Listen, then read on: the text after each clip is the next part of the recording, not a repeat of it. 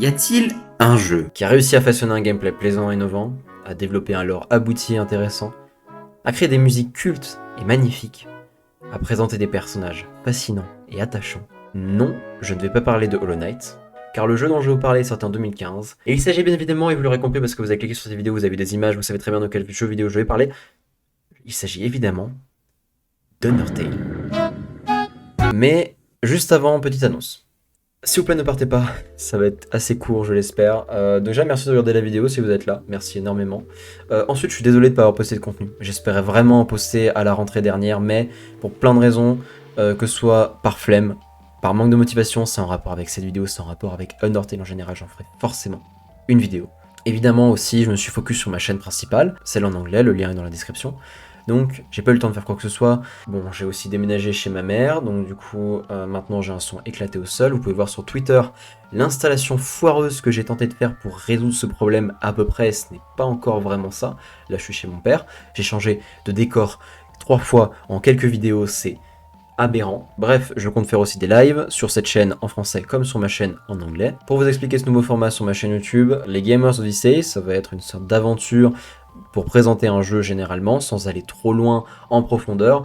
Ce n'est pas ce que vous croyez. Ce sera surtout par exemple sur des gros jeux, donc par exemple Undertale, Hollow Knight, aussi sur Heart of Iron. Le prochain que je vais faire c'est sur Heart of Iron parce que ce jeu est trop bien, il faut que je fasse des vidéos dessus. Donc du coup Gamers Odyssey ça veut dire que je vais présenter un jeu, donc là ça va être Undertale, je le présente et après je me donne le droit de faire plein de vidéos dessus, qu'importe. Undertale sera pas pour tout de suite parce que je ferai une vidéo sur ça, c'est que le jeu me casse les couilles. Mais j'en parlerai plus tard. Donc évidemment, Gamers Odyssey, ce sera après pour me permettre de faire des vidéos storytelling. Et pour reparler de ça, dernière chose, je sais que dans ma première vidéo, j'ai un accent abusé qui imite Review. J'en ai déjà fait un running gag, et je le sais. Mais même si j'ai pris beaucoup de recul par rapport à la première vidéo, en même temps ça fait quasiment 1 an, j'adore ce que fait Review, mais j'ai un peu évolué et je vais se dire, ok, je vais trouver ma façon de parler. Bref, aujourd'hui pas de lore et de philosophie, juste un voyage au travers d'un jeu qui me tient à cœur. Commençons avec ce premier Gamers Odyssey, cette aventure unique et fabuleuse qu'est Undertale.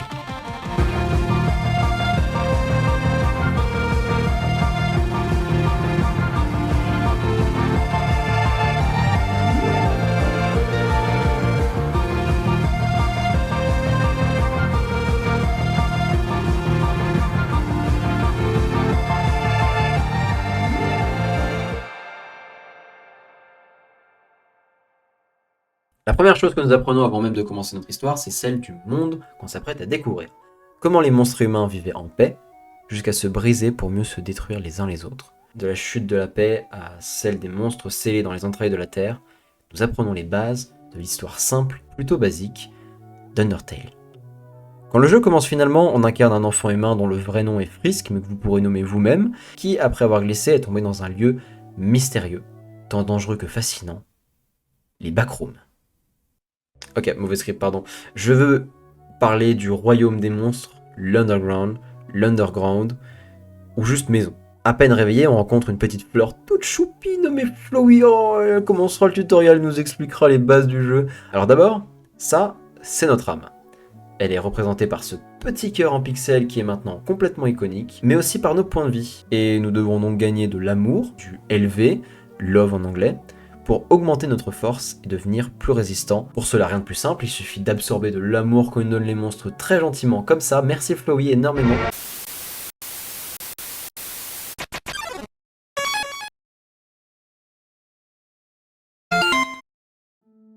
À peine réveillé, on rencontre Toriel, notre première guide dans ce monde inconnu. Et c'est ici que commence réellement notre épopée. Voyons un peu le gameplay maintenant. Alors Undertale c'est un RPG assez classique style Pokémon ou Earthbound. Les combats s'engagent donc aléatoirement lorsque vous marchez et à cet instant, plusieurs choix s'offrent à vous. Vous pouvez donc par réflexe attaquer le ou les monstres, utiliser des items pour se heal, etc. Épargner l'ennemi, fuir le combat, ou bien interagir avec eux. Pour en apprendre plus sur lui, mais surtout pour discuter, tant pour l'insulter que rire à une de ses blagues, ou simplement lui faire un compliment, et même parfois créer une histoire en quelques minutes qui vous laissera à vous et ce nouvel ami un souvenir éternel pour finalement pouvoir l'épargner et terminer le combat.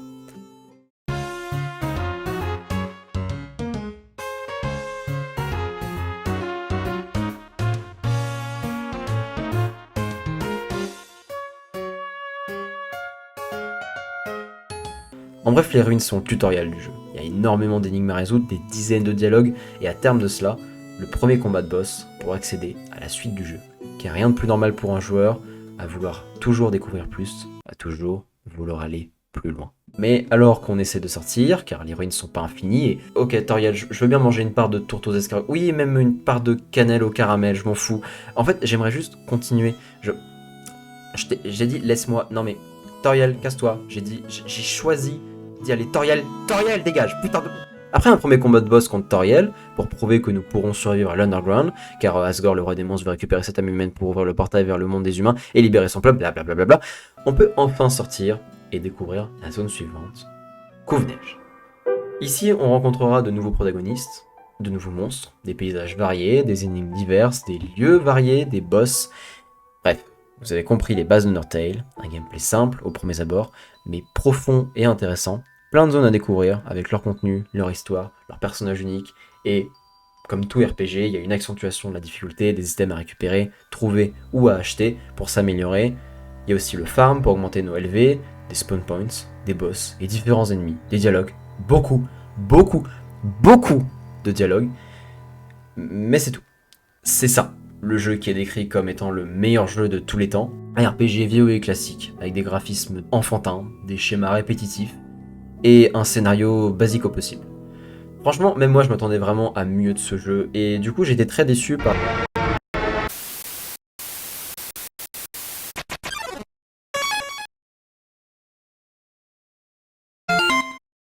Bref, vous avez compris les bases d'Undertale, mais qui vous a dit en fait qu'on avait fini notre voyage? Décrit comme ça, le jeu ne fait vraiment pas envie, et ce n'est que le début de l'aventure. Voyons maintenant pourquoi ce jeu si particulier se démarque autant. Il serait vain de continuer sans parler de l'humour à la Toby Fox. Dès le deuxième monde, on est familiarisé avec Sans et Papyrus. Deux frères squelettes bien connus, Papyrus est assez impulsif et émotif, il aimerait énormément devenir membre de la garde royale et il s'entraîne dur pour y arriver. Et sa meilleure clé, c'est évidemment de récupérer un humain pour l'apporter au roi Asgore, etc. On reviendra pas là-dessus. Il va alors nous faire passer des énigmes, des épreuves, des jeux, des parcours, etc. Enfin, essayer, parce que Papyrus n'est clairement pas doué pour ça, et c'est pas Sans, son frère, qui va l'aider, parce que ce dernier est juste paresseux, n'a que faire de nous et de son monde en général. Malgré tout, il demandera de jouer le jeu pour faire plaisir à Papyrus, qui galère déjà pas mal quand même. Et ça, c'est Covenage. Dans sa globalité. Entre les farces de Sans et les échecs de Papyrus, on capte vite l'humour d'Undertale qui est simple, voire niais. Mais à chaque fois, il nous fera sourire, car les blagues, il n'y a pas que Papyrus et Sans qui en font, même si eux c'est les meilleurs, on en trouve dans tout l'Underground. J'aurais aimé en parler un peu plus tard dans la vidéo, peut-être en troisième partie, mais l'exemple que j'ai cité est parfait pour introduire la plus grosse notion du jeu, ces personnages. Ça paraît hyper redondant et pas spécialement intéressant de parler de ces personnages, j'en ai déjà parlé un peu avant, c'est la chose dont on pense le plus quand on pense Undertale, c'est trop bien, ce sont ses protagonistes. On peut se dire que Papyrus et Sans sont des protagonistes majeurs, donc c'est normal qu'ils aient un développement beaucoup plus large, qu'on soit plus attaché, etc. La description que je leur ai donnée est certes beaucoup plus détaillée que pour beaucoup d'autres monstres, pourtant, chaque monstre a son histoire, a ses dialogues, a ses habitudes, a ses questions, a ses envies, ses ressentis, ses émotions, et chacun mène son existence de manière unique. Et ça, c'est ça, la magie d'Undertale.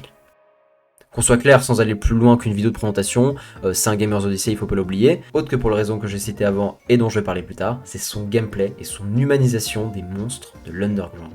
Car tout le jeu réside dans le lien que vous développerez avec les monstres, en discutant, ou durant les combats dont j'ai parlé juste avant, qui vous permettront de comprendre les monstres avec diverses actions qui leur sont propres. Mais actuellement, il faut revenir au deuxième point le plus important de la vidéo, sans parler trop des personnages, parce que si je dis que le jeu est trop bien avec ces personnages, la vidéo n'a plus aucun sens. Donc voilà, le plus important c'est le voyage et non la destination. Donc un des points les plus massifs du jeu. Undertale regorge de détails cachés, d'easter eggs, de contenu facultatif. C'est des trucs complètement cons, souvent amusants, magiques, voire émouvants, qui concrètement ne servent à rien, mais qui font tout son charme et une bonne partie du jeu. Que ce soit ce livre, qui explique qu'Asgore a des idées de nom complètement pourries, cette énigme demandant une réflexion, de la patience, même du hasard pour y arriver, et que finalement la chute c'est la plus pitoyable et la plus drôle du jeu. C'est ça aussi qui fait un bon jeu au final.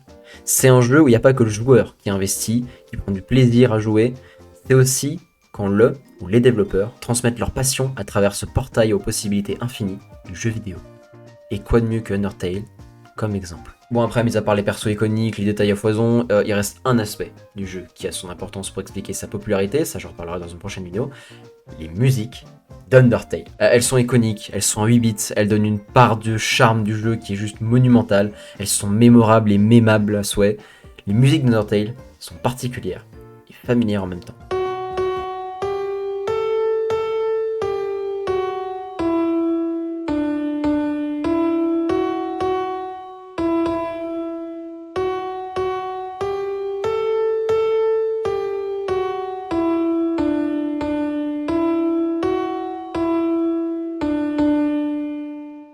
Je vais pas en parler plus, j'en ferai sûrement une vidéo dessus aussi. J'ai beaucoup de projets de vidéos en fait, c'est ça qu'il faut se dire. En vrai, un jour, je ferai peut-être un truc où je montrerai tout.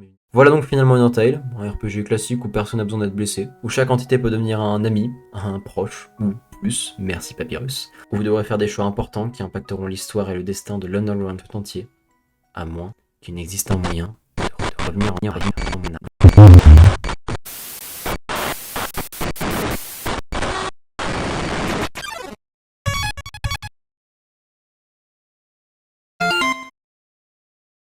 Vous devrez donc faire des choix importants, tant pour savoir si on doit avouer à Papyrus que son jeu est un échec, ou non, que de décider d'épargner chaque monstre, de devenir un exorciste prime, et de les massacrer jusqu'au dernier. C'est ça, Undertale.